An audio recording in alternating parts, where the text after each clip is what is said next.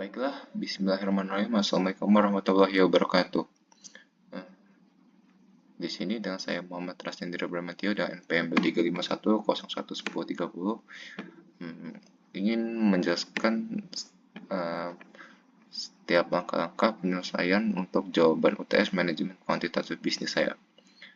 Uh, dan sebelum saya menjelaskannya, saya ingin uh, mengucapkan terima kasih kepada uh, Bapak Dwi Nugroho, SMA, selaku dosen pengampu dari mata kuliah Manajemen Kuantitatif Bisnis saya ini. Baiklah, jadi yang pertama di sini saya akan langsung saja menjelaskan langkah penyelesaian untuk yang soal nomor 1A. Jadi ini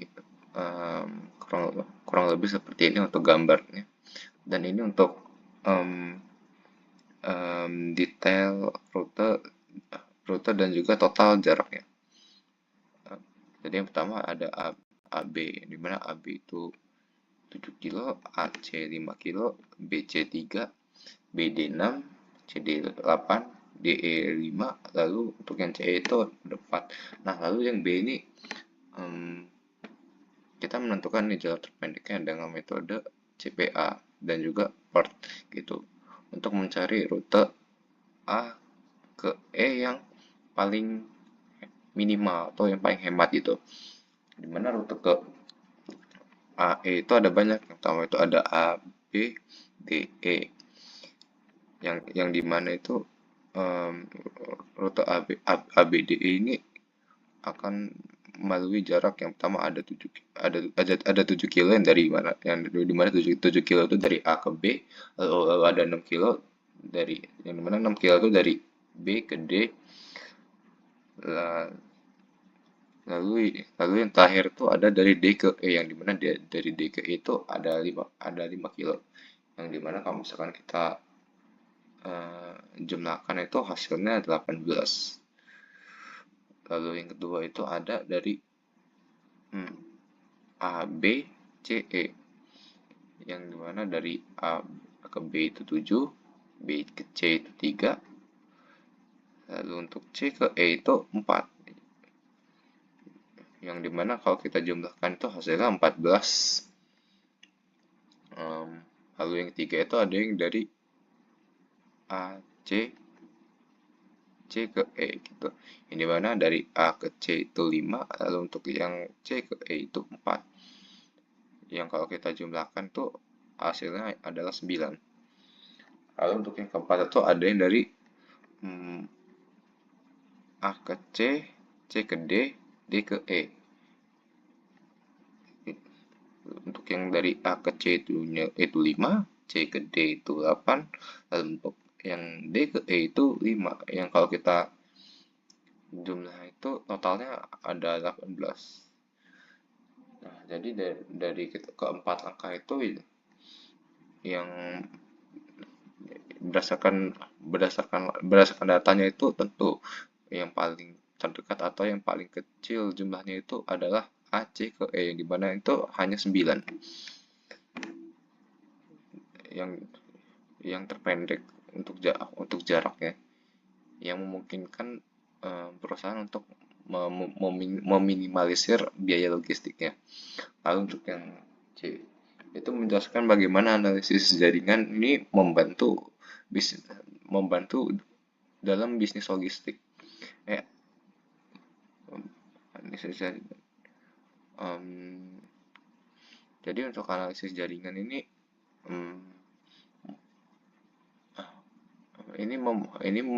ini memungkinkan perusahaan untuk mengetahui jalur yang paling efisiensi dalam pengiriman barang, menghemat waktu dan juga biaya operasionalnya. Dan untuk metode CPA dan juga pertanyaan seperti tadi ini membantu untuk mengidentifikasi titik-titik kritis dan hambatan yang dapat mengganggu distribusi, sehingga bagian manajemen itu dapat mengambil keputusan yang lebih tepat. Lanjut kita beralih ke yang nomor 2. Dan yang nomor 2 ini, yang pertama itu saya gambar untuk tabel datanya, untuk tabel data dari dan juga dari pabrik mana ke gudang mananya itu. Saya bikin gambarnya yang dimana dan juga untuk demand dan juga supply-nya. Baik, jadi yang pertama itu kita akan mencari solusi awalnya menggunakan Vogel dan juga NWC. Yang dimana untuk Vogel tuh perhitungannya tuh dari yang pertama itu kita cari dulu untuk selisih dengan um, cari yang selisihnya itu terbanyak gitu. Dan setelah ditentukan nih, seperti yang pertama itu dari untuk yang kolom P, yang dimana untuk yang di kolom P ini yang paling terkecil satu, dan yang kedua itu adalah 4, yang dimana 4 kalau misalkan kita kurang adalah 0. Lalu untuk yang kedua itu ada 3 sama 5, 3 sama 5 yang kalau kita selisih itu jadinya 2. Lalu untuk yang di kolom P3 itu ada di 5 sama 4 yang kalau kita selisih itu hasilnya 1. Lalu untuk yang kolom P4 itu ada di 4 sama 5 yang kalau kita selesaiin itu juga sama kayak yang P3 itu 1 jadinya. Lalu untuk yang kolom G1, dan untuk yang kolom G1 itu ada 4 sama 4 itu yang kalau kita kurang itu jadinya 0. Lalu untuk yang G2 itu ada di 3 sama 4 nya kalau kita kurang hasilnya itu 1. Lalu untuk yang kolom G3 itu ada di 5 sama 7 yang kalau kita kurang hasilnya 2. Juga seperti yang P2. Lalu untuk yang G4 itu ada di 5 sama 4 yang kalau kita kurang itu hasilnya 2. Itu 1. Lalu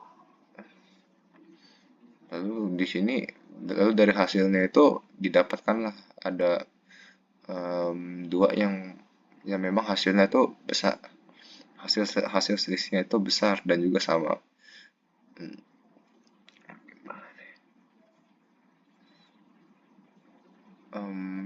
Yang dimana setelah yang dimana nanti yang hasilnya besar itu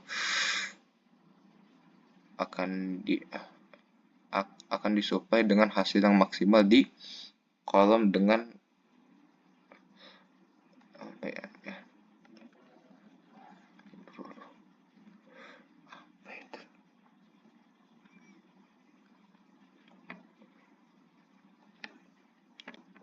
yang dengan kolom dengan angka yang paling kecil, kayak misal di P2. Di P2 itu yang paling kecil adalah 3. Nah, maka supaya 30-nya kita letakkan di kolom yang 3 ini. Lalu untuk yang G ini dan oh iya, 2 ya. Oh, oke, ini dikarenakan yang P2 ini dia letaknya ada di 3 ini ada letak ada yang di baris P2, maka seluruh gudang yang ada di P2 ini dieliminasi gitu. Jadi yang dieliminasi itu ada yang 5, 7 sama 5 ya. Lalu untuk yang di G3 itu ada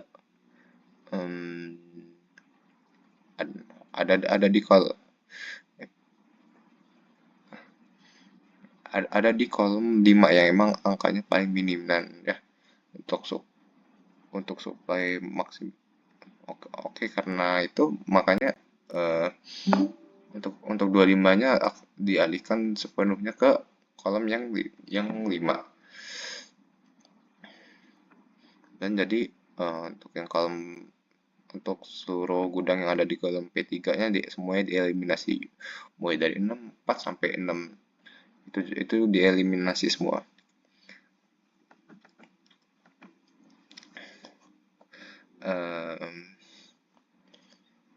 Lalu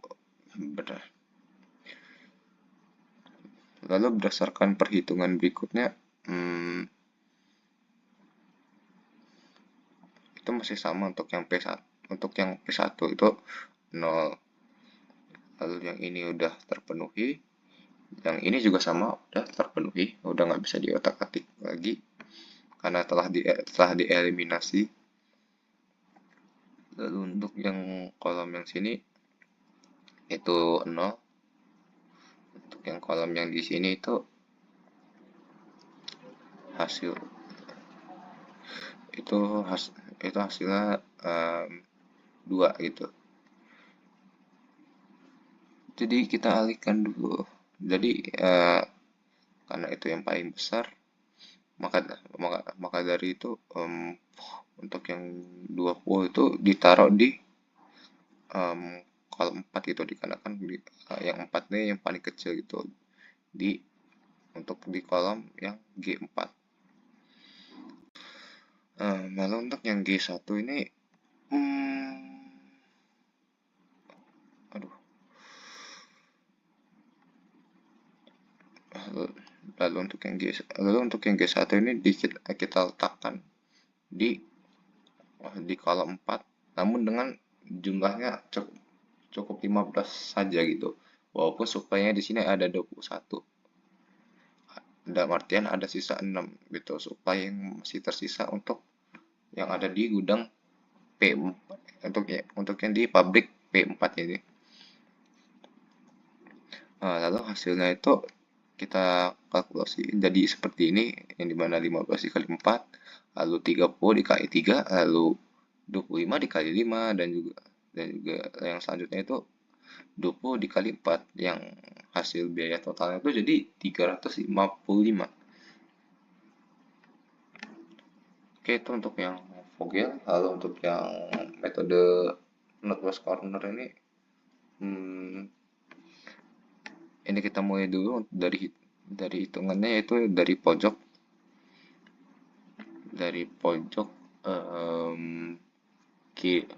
yang pojok paling kiri atas gitu.